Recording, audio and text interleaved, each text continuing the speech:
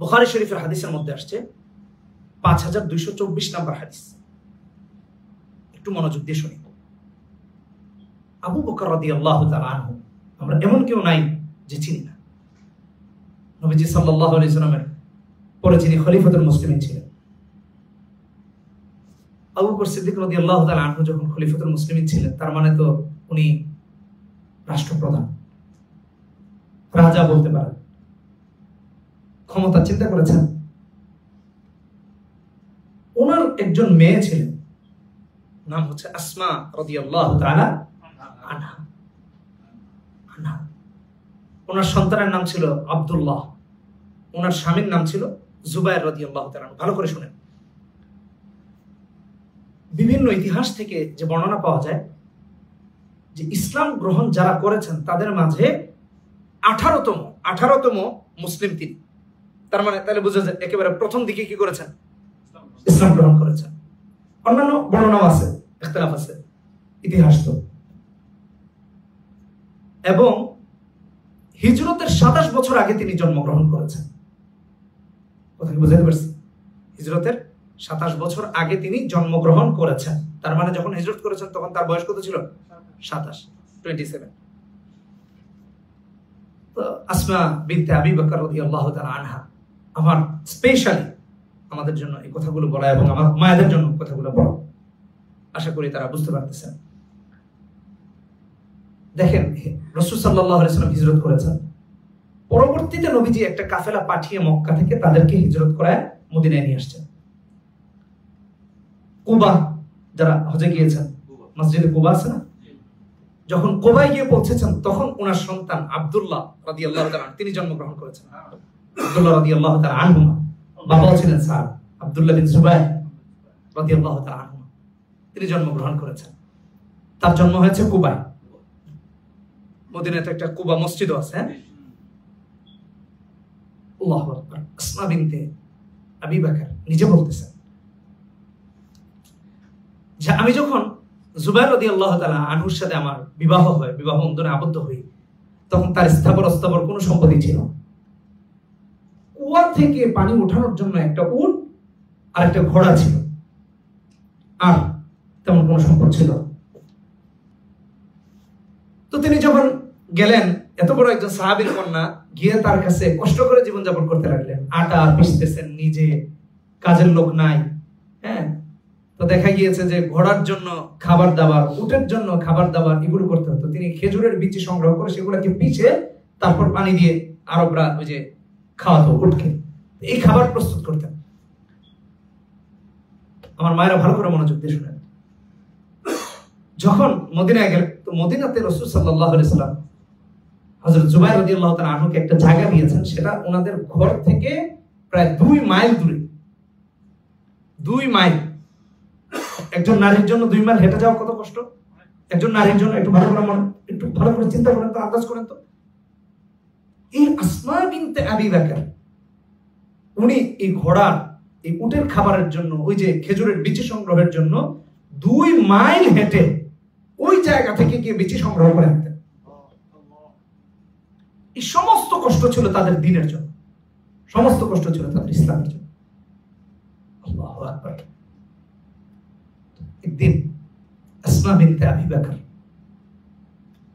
প্রথম শ্রেণীর মুসলিম তিনি, তারপর আবার যিনি রাসূলুল্লাহ সাল্লাল্লাহু আলাইহি ওয়াসাল্লামের পরে যিনি রাষ্ট্রপ্রধান ছিলেন, তারপর মাথায় করে খেজুরের বিচিগুলোকে একটা বস্তাবন্দি করে মাথায় করে নিয়ে আসতেছেন রাস্তা দিয়ে হেঁটে হেঁটে। একটু চিন্তা করুন, একটু ভাবুন যে এই কষ্টটা আমরা করতে পারবো কিনা। নারী তো পরের কথা, একজন মা করতেছেন এই কষ্ট। রাসূলুল্লাহ সাল্লাল্লাহু আলাইহি ওয়াসাল্লাম রাস্তায় দেখলেন যে হযরত আবু বকর সিদ্দিক রাদিয়াল্লাহু তাআলা আনহুর কন্যা হযরত আসমা রাদিয়াল্লাহু তাআলা আনহা আসতেছেন। নবীজির সাথে আরো সাহাবীরা ছিলেন, একটা কাফেলা ছিল ছোটখাটো।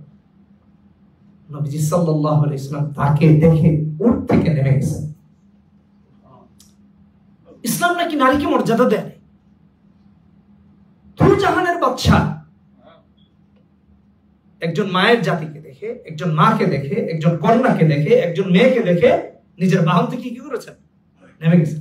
আজকালকে কোনো বাচ্চা নামবে? একটু ভাবেন তো। আপনি যদি এটাকে স্বাভাবিকভাবে চিন্তা করেন যে সবাই আমার জনগণ, আমি এদেশের মন্ত্রী এমপি, একজন মা এইভাবে যাচ্ছে, নামবে, প্রধানমন্ত্রী নামবে, রাষ্ট্রপ্রধান নামবে, তারপরে বলে ইসলাম নাকি নারীকে মর্যাদা দেয়। নবীজি সাল্লাল্লাহু আলাইহি ওয়াসাল্লাম নেমে গেছেন। এখানে দেখেন যে ইসলাম নারীকে কোথায় মর্যাদার আসনে বসিয়েছে। এটা দ্বীনদারির কাজ। নবীজি নেমে হযরত আসমা রাদিয়াল্লাহু তাআলা আনহাকে বলতেছিলেন যে তুমি উঠে চলে যাও। আসমা রাদিয়াল্লাহু তাআলা আনহা কিভাবে দুজাহানের বাদশাকে নিচে রেখে উনি বাহনে উঠবেন, এটা এক চিন্তা। দ্বিতীয় চিন্তা হলো নবীজির সাথে আরো সাহাবীরা আছেন। ভালো করে বুঝেন, আজকাল আমাদের স্ত্রীদের না ব্যক্তিত্ব আছে, না স্বামীর ব্যক্তিত্বের চিন্তা করে। আমাদের ওয়াইফরা মনে করে স্বামী 2 টাকার পোলা, এটা আবার কি মানুষ কিনা, ফর এক্সাম্পল। না, এটা এটা এটা একজন মুসলিম নারীর চিন্তা চেতনা হতে পারে না। হযরত আসমা রাদিয়াল্লাহু তাআলা দুইটা চিন্তা করেছেন। এক নম্বর হলো নবীজিকে রেখে উনি বাহনে উঠবেন। দ্বিতীয় হলো জুবাইর রাদিয়াল্লাহু তাআলা তো অনেক ব্যক্তিত্ববান একজন সাহাবী। আমি তার স্ত্রী হয়ে নবী সাল্লাল্লাহু আলাইহি ওয়াসাল্লাম, ওকে, বাকি আরো সাহাবীরা আছেন, আমি এই কাফেলার সাথে বাহনে উঠি কিভাবে? এটা তো জুবাইর রাদিয়াল্লাহু তাআলা আনহুর ব্যক্তিত্বের সাথে যায় না। একজন সাহাবিয়া, তিনি চিন্তা করেছেন আমার স্বামীর ব্যক্তিত্ব কোথায়, কষ্ট হচ্ছে, ওকে, নো প্রবলেম, কষ্ট হোক, কিন্তু আমার স্বামীর ব্যক্তিত্ব নষ্ট করা যাবে না। তিনি উঠেন নাই, তিনি কষ্ট করে গেলেন। তখন নবী সাল্লাল্লাহু আলাইহি ওয়াসাল্লাম বুঝলেন যে আসমা রাদিয়াল্লাহু তাআলা আনহা উঠতে চাচ্ছেন। নবী ইজ্জত দিয়েছেন, আসমা রাদিয়াল্লাহু তাআলা আনহা তিনি তার জায়গা থেকে রেসপেক্ট করেছেন। নবী সাল্লাল্লাহু আলাইহি ওয়াসাল্লাম সাহাবীদেরকে নিয়ে চলে গেলেন। আসমা রাদিয়াল্লাহু তাআলা আনহা বাড়িতে গেলেন। যাওয়ার পরে দেখা হয়েছে কার সাথে? স্বামীর সাথে। খেজুরের আটির বোঝাটা মাথা থেকে রাখলেন। রাখার পরে স্বামীকে বলতেছেন যে আজকে স্বামী কি হয়েছে জানেন, যে এরকম হয়েছে, রাসূলুল্লাহ সাল্লাল্লাহু আলাইহি ওয়াসাল্লামের সাথে দেখা হয়েছে। দেখা হওয়ার পরে নবী সাল্লাল্লাহু আলাইহি ওয়াসাল্লাম আমাকে এইভাবে আমন্ত্রণ জানিয়েছিলেন বাহনে ওঠার জন্য। তো আমি আপনার ব্যক্তিত্বের কথা চিন্তা করে আমি কি করি নাই, বাহনে উঠি নাই। আর সাথে আরো যেহেতু লোকজন ছিলেন, সাহাবীরা ছিলেন, কিভাবে উঠি? এটা আপনার ব্যক্তিত্ব, আপনার শানের সাথে যায় না। আল্লাহু আকবার। হযরত জুবাইর রাদিয়াল্লাহু তাআলা আনহু বলতেছেন স্ত্রীকে যে তুমি যে আমার ব্যক্তিত্বের কথা চিন্তা করে বাহনে উঠো নাই, কিন্তু তুমি যে মাথায় করে বোঝায় আনতেছো সংসারটা পরিচালনা করার জন্য। সাহাবীরা দিনী কাজে নবী সাল্লাল্লাহু আলাইহি ওয়াসাল্লামের সাথে বিজি, যুদ্ধে বিজি, জিহাদের ময়দানে বিজি, দ্বীনের দাওয়াতের কাজে বিজি।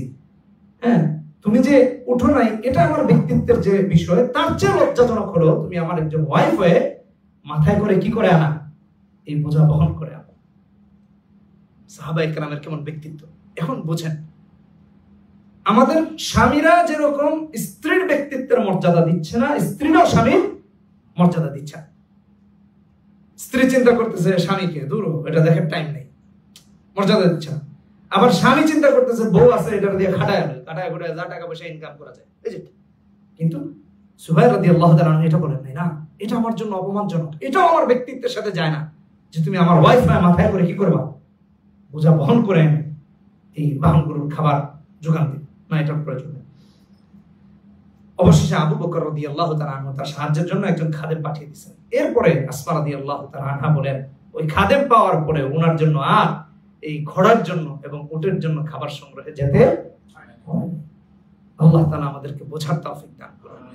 স্বামীকে স্ত্রীর ব্যক্তিত্ব মর্যাদা, স্ত্রীকে স্বামীর ব্যক্তিত্ব মর্যাদা।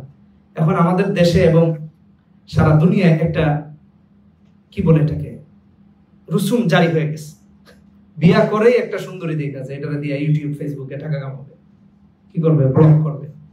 আমি মিথ্যা বললাম কিনা একটু দেখে। একেবারে বেডরুম থেকে নিয়ে সব, কোনো প্রাইভেসি নেই মায়েদের বন্ধের। আল্লাহ আমাদেরকে বোঝার তৌফিক দান করুন। স্বামীরা তার স্ত্রীর মর্যাদা রক্ষা, স্ত্রী স্বামীর মর্যাদা রক্ষা, উভয় যখন উভয়ের দিকে এগিয়ে আসবে তখন একটা সংসার ভারসাম্যপূর্ণ হবে এবং রাসূলুল্লাহ সাল্লাল্লাহু আলাইহি ওয়াসাল্লাম সুন্নাহ এবং দ্বীন দিয়ে ভরপুর হয়ে যাবে। আল্লাহ তাআলা আমাদেরকে আমল করার তৌফিক দান করুন।